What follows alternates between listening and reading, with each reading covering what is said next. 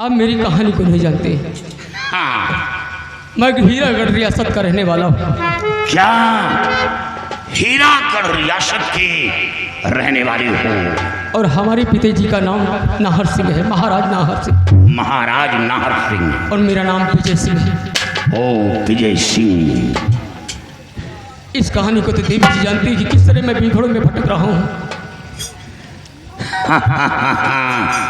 आगे मत बोलो बच्चे, हमें सब कुछ मालूम हो गया। बेटी सामने आओ। बेटी बेटी तुमने बहुत बड़ा उपकार किया इस बच्चे की जान बचाकर। ये बच्चा कोई और नहीं बल्कि ये हीरागढ़ का राजकुमार है। हाँ दादाजी। महाराज नाहर सिंह का इकलौता बेटा है। और बेटी दादाजी, ये जादूगर के पंजे में कैसे आ गई? दादाजी, मैं कोई साधारण लड़की नहीं हूँ। मैं परिस्तानी की रहने वाली हूँ। क्या? मैं एक परी जात हूँ। परिस्तान की रहने वाली एक परी?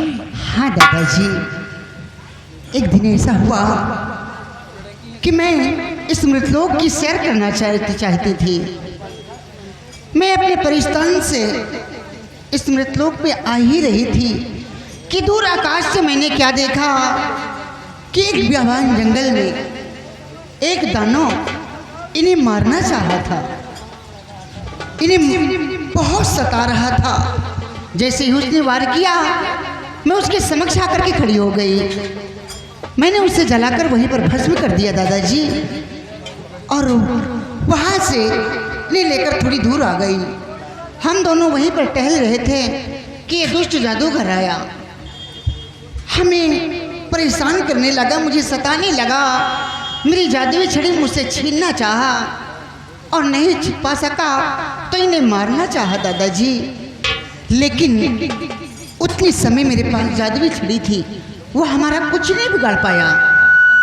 वो मुझसे हार कर चला गया, लेकिन मुझसे कहकर ये गया कि मैं बहुत बड़ी शक्तियाँ लेकर आऊँगा। जब तक तुझे अपनी नहीं बना लूँगा तब तक मैं मानूंगा नहीं। ये जादूगर? हाँ दादाजी। तभी मैंने एक प्रण किया कि अगर मैं इस मुसाफिर को यहाँ पर छोड़ देती हूँ तो ये कभी भी आकर इन्हें मार सकता है। हाँ बेटी। इसीलिए दादाजी मैं अपने साथ स्वयं इन्हें अपने परिस्तान लेकर चली गई। क्या इस बच्चे को लेकर यहाँ से परिस्तान लेकर चली? हाँ दादाजी, लेकिन इन्होंने एक दिन ख्वाब में देखा कि मेरे माता पिताजी पर तो बहुत बड़ा संकट आया है। इस लड़की ने? हाँ, इन्होंने मुझसे बताया कि देवी जी मेरी मदद कीजिए। मैंने क्या कहा, क्या बात है मुसाफिर, इतना परेशान क्यों? तो उन्होंने बताया कि मेरे माता पिता पर संकट आया है, इसी वक्त चलो। दादाजी मैं पल भर की देर नहीं लगाई, परिस्तान से तुरंत इस मृतलोक की धरती पर आ गई। यहाँ पहुँचते ही ये दुष्ट मुझे फिर सताने लगा। यानी ये जादूगर? हाँ दादाजी, फिर आ गया। लेकिन मैं बेबस थी दादाजी। मैं अपनी जादुई छड़ी राजमहल में ही भूल आई। यानी जल्दी में? हाँ, वो जादुई छड़ी राजमहल में ही भूल आई दादाजी। वही छोड़कर आ गई? हाँ, अगर आप नहीं आ जाते तो आज हम दोनों मारे जाते दादाजी। बेटी, मारने वाले से बचाने वाला बहुत बड़ा होता है। हाँ, बेटी, मैं तो केवल कहानियों में सुना था, लोगों की जुबानी सुना था, कहानियों में पढ़ा था कि परी लोग दयावान होती हैं, उनके अंदर दया का सागर होता है। दादाजी। वो किसी के दुख दर्द को देखकर सहन नहीं कर पाती है। बेटी, जो सुना वो सच निकला। आज साक्षात देखा कि वाकई में बेटी तुम एक दया की सागर हो। अपनी जान जोखिम में डालकर इस बच्चे की जान की रक्षा किया। लेकिन बेटी, संकट की बात, क्या? इस बच्चे की मां घाटी पर मौत की भीख मांग रही है। क्या? हाँ, उस जालिमों ने उसे बहुत सताया और इस वक्त वो फटी कर गए। दादाजी, इनकी माँ आपके पास है? हाँ, तो देर मत कीजिए दादाजी, तुरंत चलिए।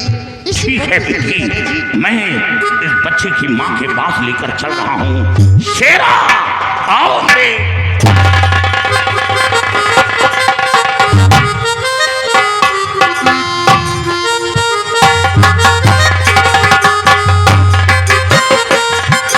लेकिन मेरे अंदर वो शक्तियाँ अभी हैं कि माँ जी की आंखें ठीक कर सकती हूँ मैं।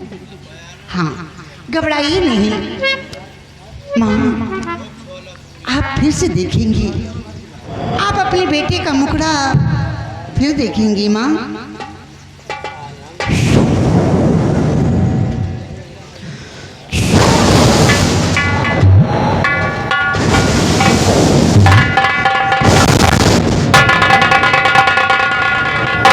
माँ, आंखें खोलिए माँ और देखिए, आपका बेटा आपके समक्ष खड़ा है माँ। देखिए,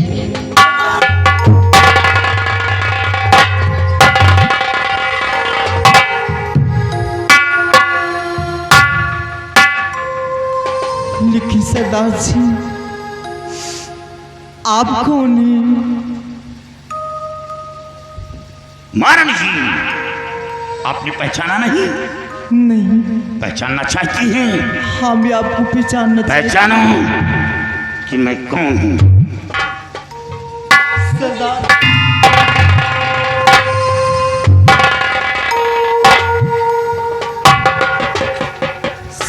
बच्चे आप। हाँ, लेकिन आपकी वर्दी कहाँ गई? महारानी जी, मैं वही जेल का भागा हुआ मुजरिम हूँ। यही वर्दी के साए में तो अपनी जिंदगी बिता रहा हूँ। और धन्यवाद तो इस देवी जी का जो आपकी आंखों की खोई हुई रोशनी वापस आ गई। बेटी, बेटी, तुमने मैं आपका एहसान जिंदगी भर नहीं भूलूंगी। लेकिन सरदार जी, इतना बड़ा उपकार आप मेरे साथ में किया है, लेकिन एक छोटा सा उपकार करिए, मेरे स्वामी को जेल से छुड़ा कर लाइए। महारानी जी, महाराज को कुछ नहीं होगा। उपकार में तो मेरी जिंदगी बीत गई, लेकिन अफसोस है कि उपकार मेरे रास्ते में लोग कांटे भी घेरते हैं, लेकिन ये ऊपर वाले का शुक्र है कि रास्ते के कांटे आप ही आप साफ हो जाते हैं, बिल्कुल निदाग बच जाता हूँ। महारानी जी, आप मेरे साथ चलें। अब मौका आया है, महाराज को जेल से बाहर लाऊंगा और जौहर सिंह को कुत्ते की मात मारूंगा। बेटी, बेटी, तुमने बहुत बड़ा उपकार किया, तो एक बार मेरे साथ हीरागढ़ रियासत चलो और महाराज के समक्ष मुखातिब हो, और कम से कम महाराज आपका दीदार करें, क्योंकि महाराज के बेटे को एक नई जिंदगी दिया है और महाराज की पत्नी को तुमने आंखों की रोशनी वापस लाई है, ताकि दुनिया भली भांत देख सके। आओ बेटी।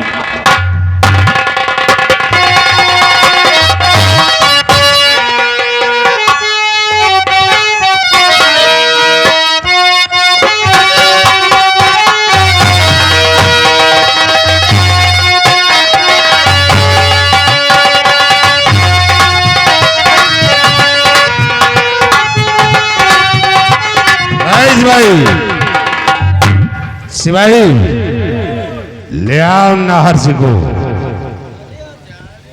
और बांध ऐसी खपे में, बांध दो, क्योंकि बाद वक्त की रोटियां तोड़ चुका है ये। आओ नाहर, गाँव की साल में हो, फ्री में जेल में बैठ के खाते हो हराम खो। उतर गई सारी ताशीगर में।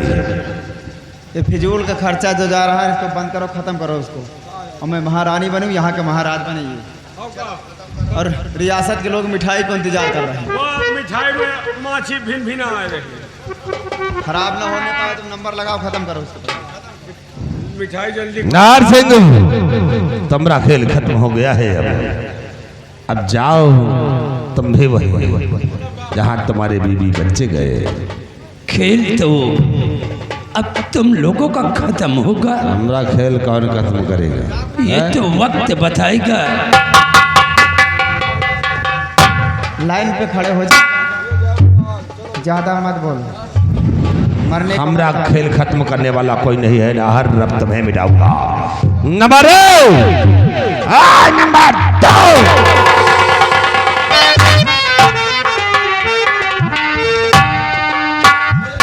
और शेर बना तू महल में और रंडी काले सा। शेर बना तू महल में रंडी कोले सा। लाखन सिंह भेजेगा तुझे मौत के।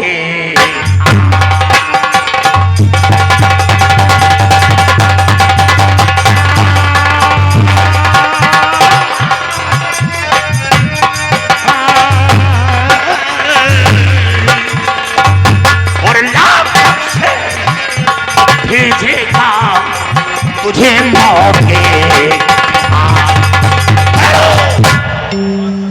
तो ये खेल हो रहा है। देखिए आप हैं कौन? मैं जो हमारे रास्ते का रोड़ा बन रहे हैं। हंसिए मत, बगावत मत कीजिए, नहीं बीघड़ में रह नहीं पाओगे तुम। मैं बीघड़ का खूंखार डाकू लाखन। देखो लाखन से हमारी तुम्हारी कोई दुश्मनी नहीं, लेने देने की बात करो। क्या चाहिए तुम्हें? धन दौलत की जरूरत हो वो बताइए। दौलत की लालसा तुझे होगी। ये लाखन से को दौलत भी चाहिए, साथ का चांद भी चाहिए। क्या करोगे तुम? दौलत ले जा, बैठ के मौज अगर करो। चांद की खैर थी आषाढ़ महीना पर तो महाराज को आजाद कर दो। इसी में भलाई है। नहीं, याद रखो हवेली के चारों तरफ बारूद लगवा दिया है। जरा से इशारा किया तुम सब रुई के गाले की तरह आसमान में। तुम सिपाही 112 नंबर का फोन लगाओ।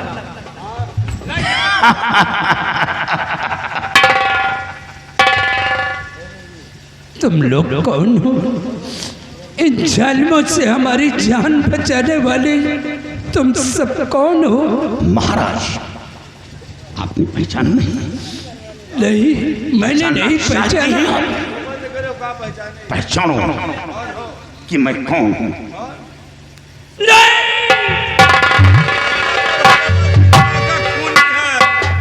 ये वही खूनी अमर सिंह। कौन? अमर सिंह? हाँ अमर सिंह। अभी हमदर्दी दिखाने के लिए आए हो? हमें तुम्हारे मदद की कोई जरूरत नहीं है। बस तुमसे यही एक रिक्वेस्ट है कि जिस तरह से तुमने हमारी माँ का खून किया है उसी तरह मुझे भी मार दो। इन दरिंदों के हाथ से मैं मरना नहीं चाहता। महाराज दुनिया को जिंदगी देने वाला इंसान कभी किसी को मौत नहीं देता। मैं वही इंसान हूं, सर पर कफन बांध कर देश की रक्षा करता था। जिस गोली पर गैरों का नाम लिखा था वो गोली अपने सीने पर रोकता हूं। मैं वही इंसान हूं। लेकिन तुम इतने नेक हो करके हमारी माँ का खून क्यों किया? महाराज मैंने खून नहीं किया। क्या? पहले भी निर्दोष था, आज भी निर्दोष हूं। जिस बगीचे को फूल से सजाया हो उस बगीचे को कभी उजाड़ने की हिमाकत नहीं की। हमेशा उस बगीचे को सजाने की हिम्मत। आपने वक्त नहीं दिया था। काश वक्त मिल गया होता तो आज आप इस मोड़ पर नहीं पहुंचते। मैं उसी वक्त ये राजभाष करता। अमर सिंह, हमारी माँ की लाश हमारे नजरों के सामने पड़ी हुई थी और साबुत तुम्हारी शमशीर मिली। मैंने देखकर अपनी माँ का सदमा बर्दाश्त नहीं कर सका। जरा सोचो कि काश अगर उस जगह हमारी जगह अगर तुम होते तो तुम कैसा इंसाफ करते? हाँ महाराज, आपने बिल्कुल सत्य कहा। लेकिन हुजूर बार बार मिन्नतें कर रहा था कि शमशीर मेरे बंगले से चोरी हुई और उसी शमशीर से राजमाता का कत्ल था। रही बात आपके बीवी बच्चे की, तो मारने वाले से बचाने वाला बहुत बड़ा होता है। जिसको राखे साइयां मार सके न कोई और बाल न बांधा कर सके चाहे दुनिया पैरी। महाराज, आपकी बीवी भी सलामत है और आपका बच्चा भी सलामत है। ये तुम क्या कह रहे हो अमर मैं सिंह? सत्य कह रहा हूँ। लेकिन मुझे विश्वास नहीं हो रहा है कि हमारे बीवी बच्चे उस संसार में जीवित हैं। महाराज, कहाँ है? शेरा, जाओ महारानी जी को और बेटे विजय को लेकर यहाँ आओ।